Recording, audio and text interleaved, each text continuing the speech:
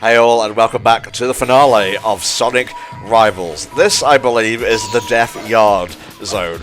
Cool name, but it's very brown and kind of dull as a result. But then again, it's a scrapyard. I don't really blame them for, throwing in some pretty pastels here and there, and so on. And we've basically exhausted every bit of discussion that we can for Rivals. So I'm going to shift gears slightly and say, what, Flame and Rishi, are your favourite mid-tier Sonic games? And I'm not talking about like bad games that are your guilty pleasures. I'm not talking about like games that are underrated but actually aren't. What are games that never really get a lot of love but you like personally? Rishi, you go first.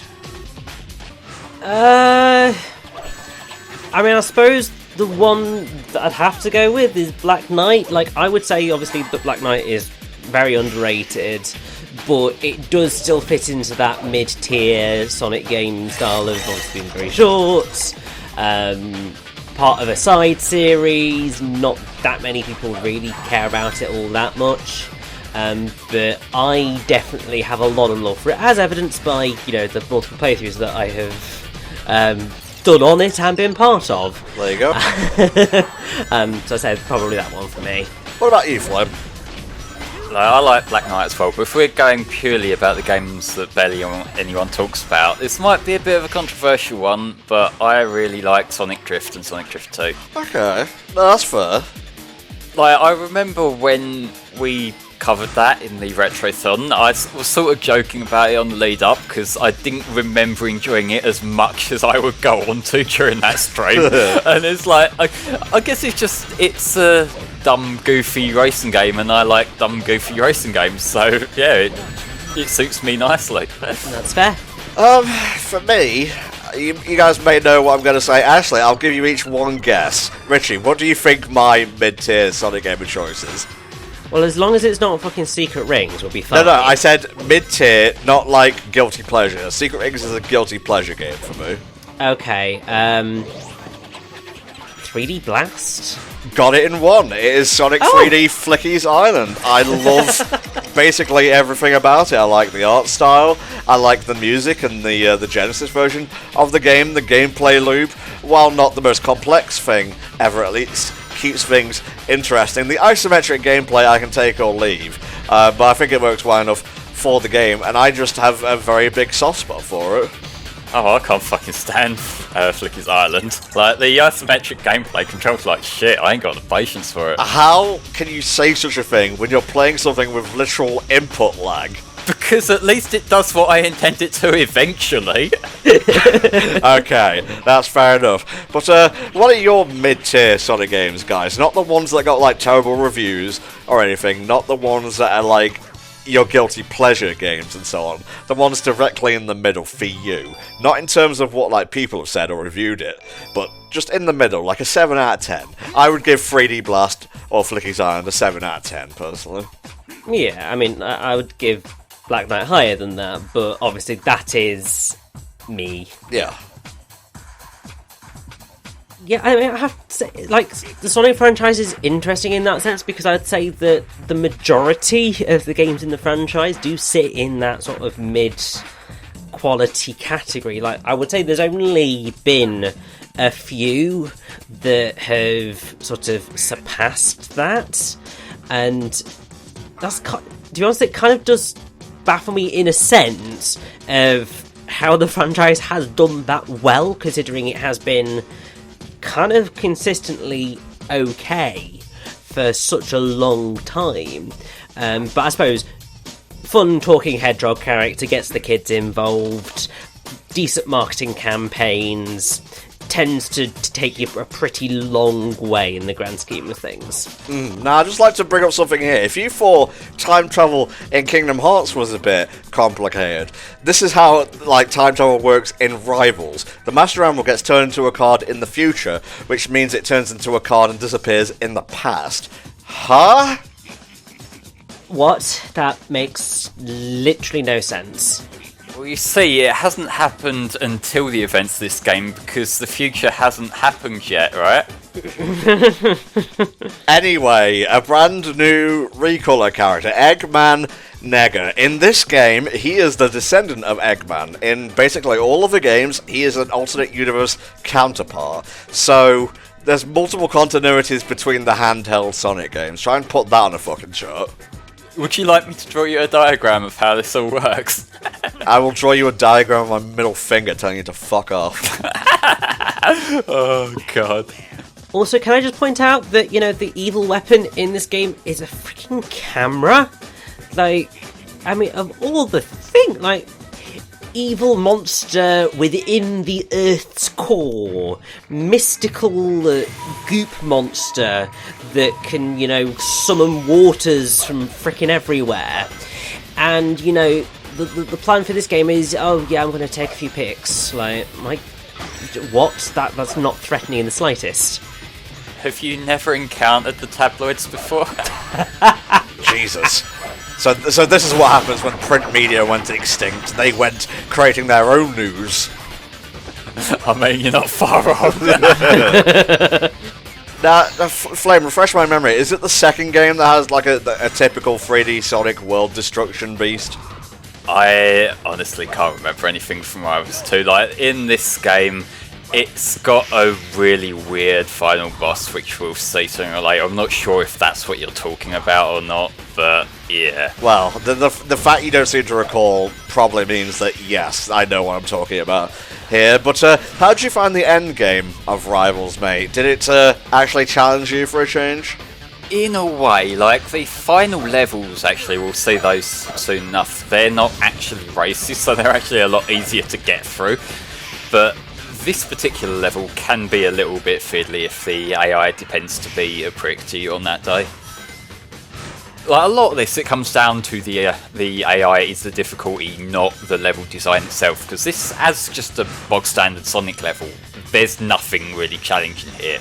Like, if it weren't for the Rivals race mechanic, then this could easily be like a level 1 in a game. There is really nothing to it. Like, occasionally there's a spring or something, but that's like the extent of the platforming you're getting here. I say that as during the one section where I'm making a complete tit of myself. But that's the thing, like, most of the time early on when it does them sections where it's like press X to go up or circle to go forward, it genuinely doesn't matter whether you follow the instruction or not, and sometimes it's actually a faster route if you press the wrong one. So after a while you learn to just ignore that entirely, right up until the end where it does matter and it like flings you into a hazard if you get it wrong. Ah, okay. That's my excuse and I'm sticking with it. Slightly, well, it is bad game design. When you've got a thing that hasn't mattered in the past and then does, because your brain learns these kind of patterns, and if a game has effectively taught you, it doesn't actually matter that whether you get this right or not, then you automatically just not gonna bother. So it's then just kind of when it throws you a trap like that, it's just kind of a little bit shitty.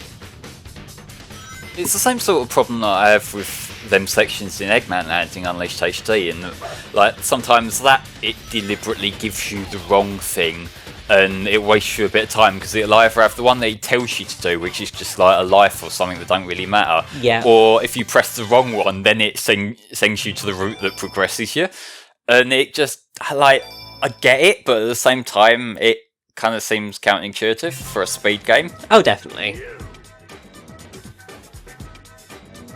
Oh boy, here we go. Another Metal Sonic kerfuffle. Let's go. We've done this plenty of times. Yeah, I'm gonna have my say too. Arr, you're here as well, Knuckles. Everyone's here, just one at a time. But yeah, like Metal Sonic, I said earlier that he's one of my favourite Sonic characters, like one of my favourite Sonic's foes. His boss fights that he's got throughout the series, they are a bit hit or miss, because like, I like the thematics from the original one from CD, yeah, but in practice it's a bit of a clunky race. And like, there's been a few others that kind of take inspiration from that, like the Sonic 4 Episode 2 one, which is basically the same thing again, but with the like Sonic and Tails 69 rolling attack. Yeah, well, we haven't covered Sonic 4 yet, have we? No, we haven't, but maybe one day. Well, I remember that I did a playthrough of Episode 2 with Sky, but no official HFC playthrough. No, like, we haven't done a proper post-commentary one of it, but Yeah, maybe that's one we'll get to, although, like I said earlier, we've got a few lined up for this year already. Both of which ones I've recorded a long time ago because I've been wanting to do them for a long time. Along with this, so you know, hey. I'm ahead of the game. Well, if you want to go ahead and record S4 episodes 1 and 2, mate, be my guest. Well, I mean, I have footage for those, but I would want to go back and just show off some stuff like the special station and whatnot as well. So that will be like maybe later down the line. But for this particular boss, you've got both the boss itself and Metal Sonic going after you, and this is the part where you start learning to use a mechanic that has been here from the start, but I tend to forget exists, which is if you run into him, you can just press circle and it basically punches him out of the way.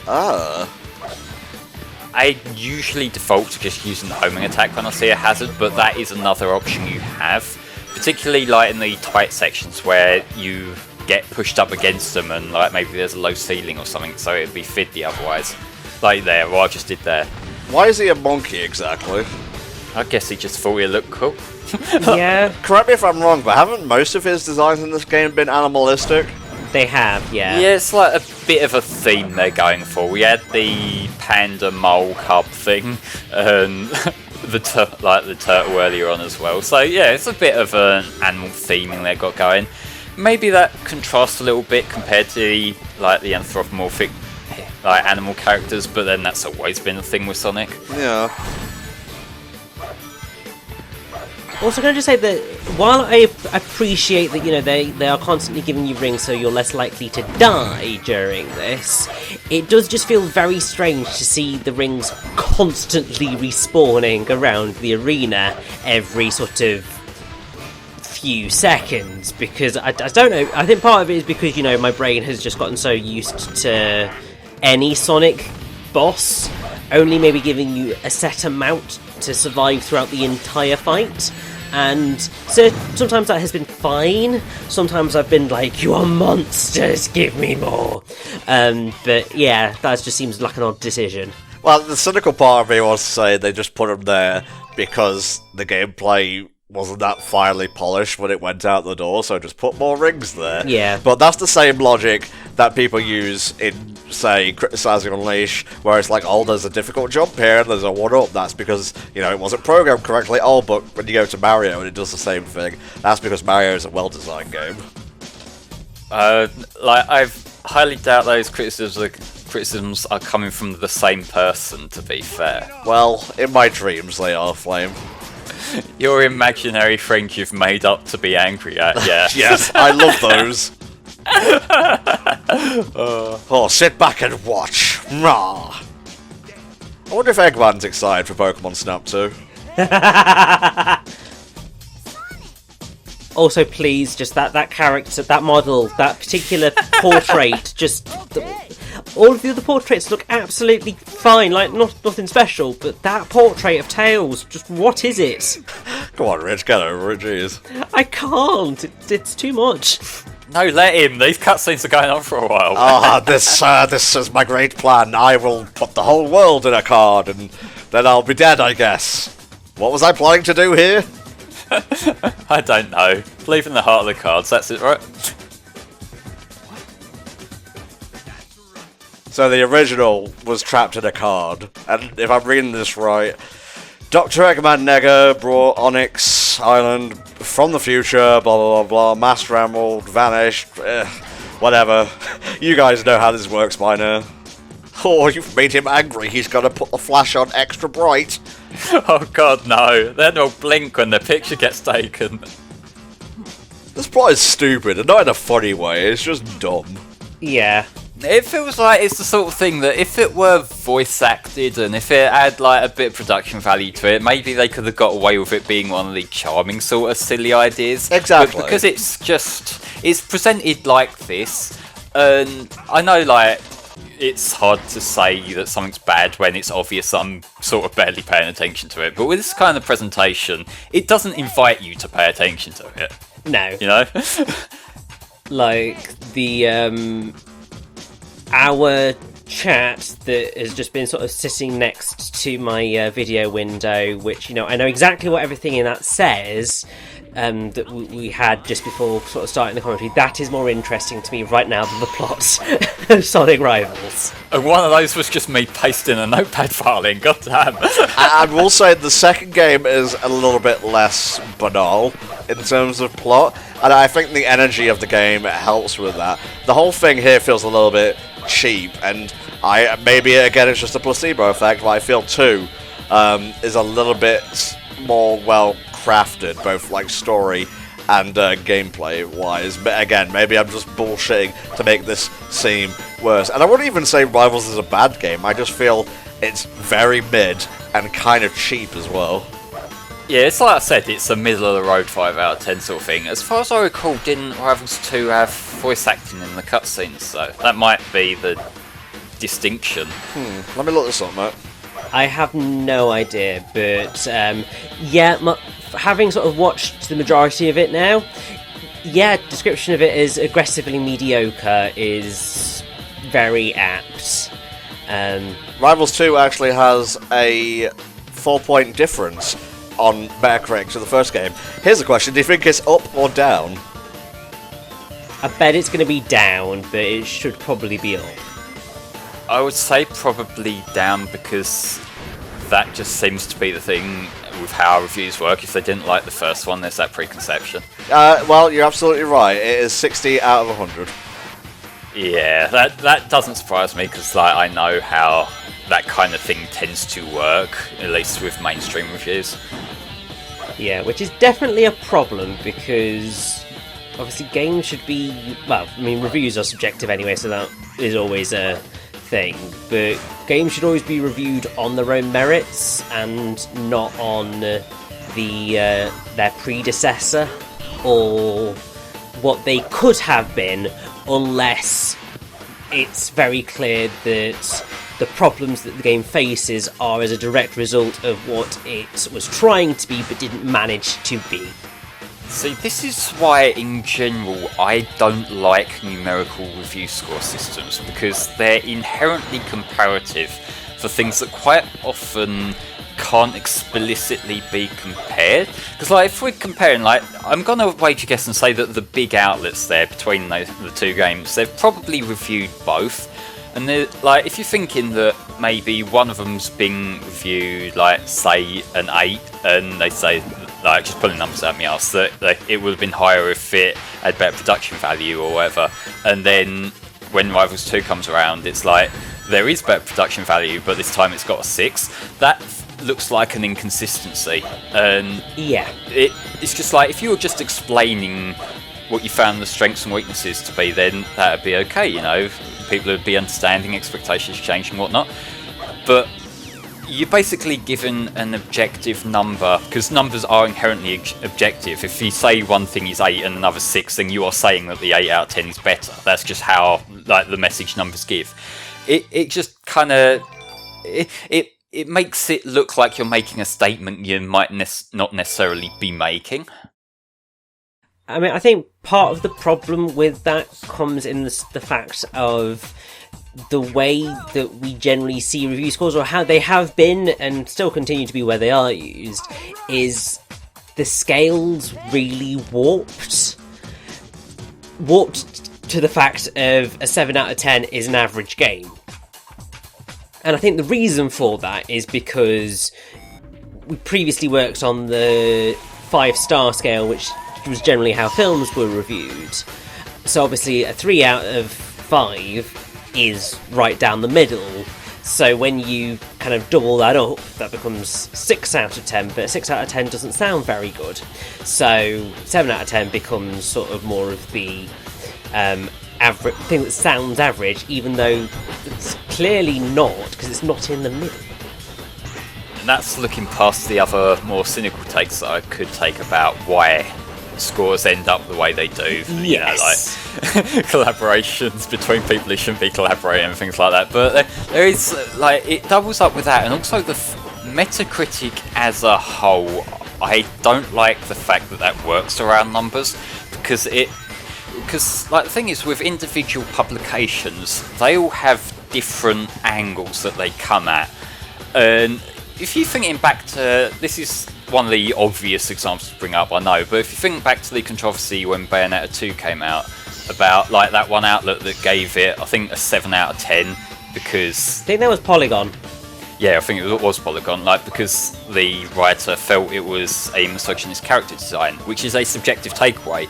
But what that means is that that's a very particular kind of angle to come at it with that probably won't be a concern to a lot of readers. Yep. But that still drags down the overall Metacritic score. So it's one of the things that's another reason why I don't like these more subjective interpretations being put to numbers, because it's like numbers without context mean nothing. Definitely.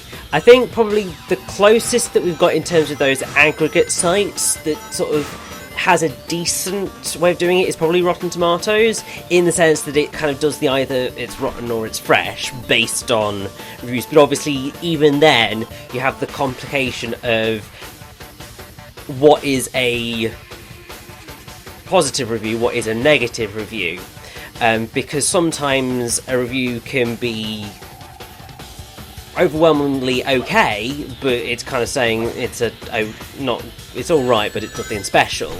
But equally, you can have a really positive review that still highlights a lot of problems with a piece of media, and so it's getting that balance. Ultimately, obviously, the correct answer to it all is, if you're going to base a purchase decision on reviews, then really you should find the people who generally most align with your viewpoint and kind of read around as well. Yeah.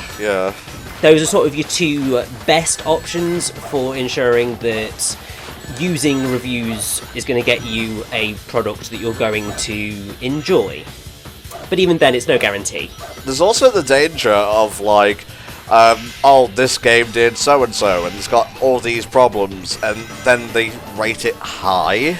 Yes. Which I never really understood. I feel like... Oh, I understand why. It's because they don't want to lose their review copies. Well, that is the cynical take for it, but there's evidence to suggest that, for sure. But, I don't want you to think we're just, like, blathering for the sake of blathering here. This all goes back to Sonic as well, because Sonic has always been a victim of poor review scores. Whether you agree with those, this is not what we're trying to get at here. We're just discussing, I guess, the ethics of this, I suppose? Yes. Sonic had a difficult transition into 3D, don't you I'm gonna fucking punt you to the goddamn moon, mate. But the fact that still comes up, that is part of the problem we're getting at here. It's like, yeah, okay, you can do this long spiel about how you feel about Sonic's history, but ultimately, this is the game that's just been released. Should I buy it? Yes, no. Get to the fucking point. This fucking ship, I swear to God. Like, we've sat through this whole game for about an hour, and he just rewards us with this. It's choices. That's Richie's new catchphrase, I think. He used that a lot in Astral Chain. Well, I didn't watch that, so I'll get it fresh here. So how does this final level work exactly, Flame? You said the boss was kind of weird. Yeah, well, we've just been through, like, the lead up to it, which was the characters working together. I didn't really draw attention to that, because honestly, us blabbering on about review scores was actually more interesting, believe it or not. But, like, the boss here, it's like, whichever character you got, I think Metal Sonic's there, and ultimately it will be me mashing A, because that's how you win. Okay, yeah. No, I remember doing that exactly the same way. Or mashing X even, yeah, I was to be gonna correct. say, like, we're on a PSP Yeah. here, not a fucking DS. Yeah, I know, but like I never really grew up with PlayStation systems. Like, I had a PS2, but I didn't really play that much compared to my GameCube. So in my mind, the main button you push in it's A. Can you just, like, get on and, like, absorb this world, please, so we can get on to other Sonic universes? Yeah, I was just bitching about reviewers not getting to the fucking point. Like, come on.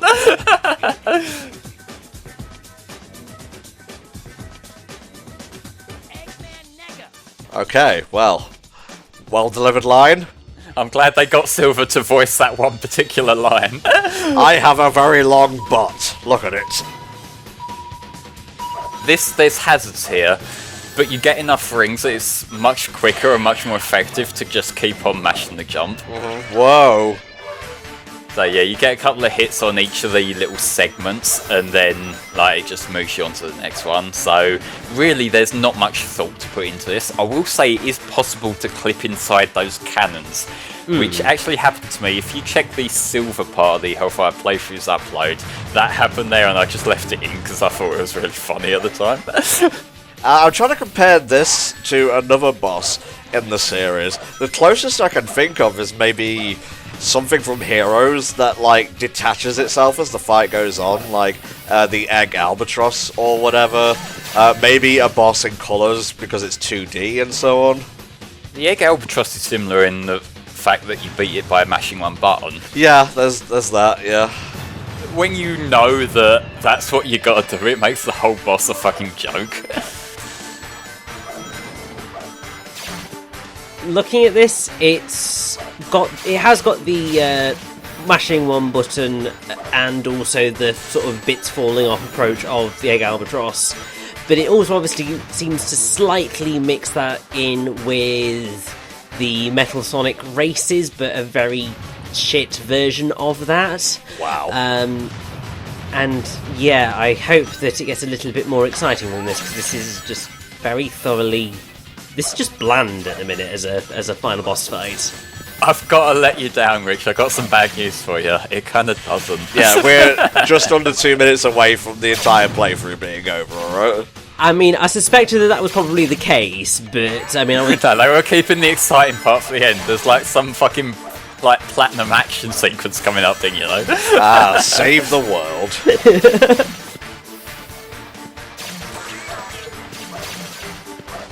I sure can home and attack it, alright? Sonic wins.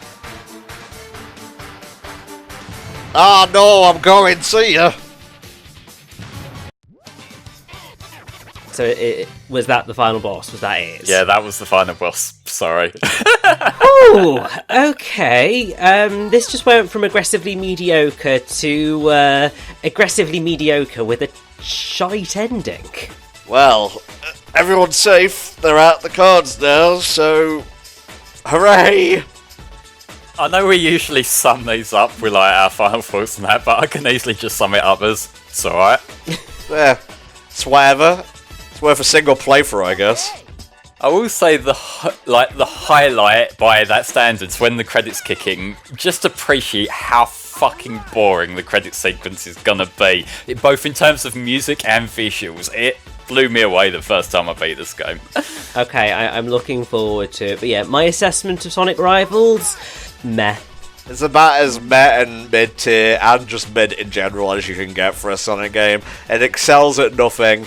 It's not the worst game in the series, but I mean, you've seen the whole thing for yourself. This is condensed. To fully beat the game, if you care that much, you have to play it like 3 or 4 times through, so have fun with that. And all the levels are in the same order, by the way, and play out the same way with the same bosses, so enjoy. So yeah, we're going to wrap up here. I've been Antom64. I've been the Flameclaw. And I've been Richie. And this has been the Hellfire Comms playthrough of Sonic Rivals. Join us next time, where it'll be the same trio, me, Flame and Richie, for the Isle of Armor DLC in Pokemon Sword. See you next time. Goodbye.